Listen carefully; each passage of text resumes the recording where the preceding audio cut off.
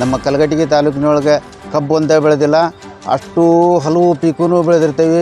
ಹೆಚ್ಚಾಗಿ ಬೆಳೆದು ನಾವು ಗೋವಿನ ಜೋಳ, ಅದಕ್ಕೆ ಬೆಂಬಲ ಬೆಲೆ ಘೋಷಣೆ ಮಾಡಬೇಕು. ಖರೀದಿ ಕೇಂದ್ರ ತಕ್ಷಣ ತೆಗಿಬೇಕು. ಒಂದು ಪ್ಯಾಕೆಟ್ ಗೊಂಜಾಳಕ್ಕೆ 1750 ರೂಪಾಯಿ ರೇಟ್ ಐತಿ. ಈಗ ಸದ್ಯ 1700 ರೂಪಾಯಿ 1600 ಗೊಂಜಾಳ ತೊಗೊಳತ್ತಾರ. ನಮ್ಮ ರೈತರಿಗೆ ಸಾಕಷ್ಟು ತೊಂದರೆಗಳನ್ನಾಗತ್ತವು.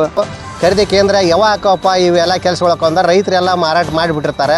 ಯಾಕಂದ್ರೆ ಸಾಲ ಸೂಲ ಮಾಡಿ ಅವ್ರು ಬೆಳೆದಿರ್ತಾರೆ, ಸಾಲಗಾರ ಗಂಟು ಬಿದ್ದಿರ್ತಾರೆ. ಹೀಗಾಗಿ ದಲ್ಲಾಳಿಗಳಿಗೆ ಮಾರ್ತಾರೆ. ಮಾರಿಂದ ಆ ಬೆಲೆ ಬಂತು ಈ ಬೆಲೆ ಬಂತು ಅಂತಂದು ಬಿಡ್ಲಪ್ ಕೊಟ್ಕೊಂಡು ಅನೇಕ ರೀತಿಯಾದಂಥ ರೈತರಿಗೆ ಮೋಸ ಆಗುವಂಥ ಕೆಲಸಗಳು ನಡೆಯಕತ್ತಾವು. ಇಂಥವನ್ನೆಲ್ಲ ಆಗೋದಕ್ಕಿಂತ ಕಡಿಮೆ ಆಗೋಕ್ಕಿಂತ ಪೂರ್ವದಲ್ಲೇ ಈಗ ರೈತರಿಗೆ ನ್ಯಾಯ ಒದಗಿಸ್ಕೊಡ್ಬೇಕು. ಗೌರವಾನ್ವಿತ ಮುಖ್ಯಮಂತ್ರಿಗಳು, ಕರ್ನಾಟಕ ಸರ್ಕಾರ ಅವರಿಗೆ ರಾಜ್ಯ ರೈತ ಸಂಘದ ಪರವಾಗಿ ಒಬ್ಬ ರಾಜ್ಯ ಕಾರ್ಯಾಧ್ಯಕ್ಷರಾಗಿ ಗೋವಿನ ಜೋಳ ಕಬ್ಬಿಂದ ಈಗಾಗಲೇ ಜೋರು ನಡೆದಿದೆ ಚಳವಳಿ. ಅದು ಗೋವಿನ ಜೋಳದ್ದು ಆಗಬೇಕಾಗಿತ್ತು, ಅದು ಆಗಿಲ್ಲ.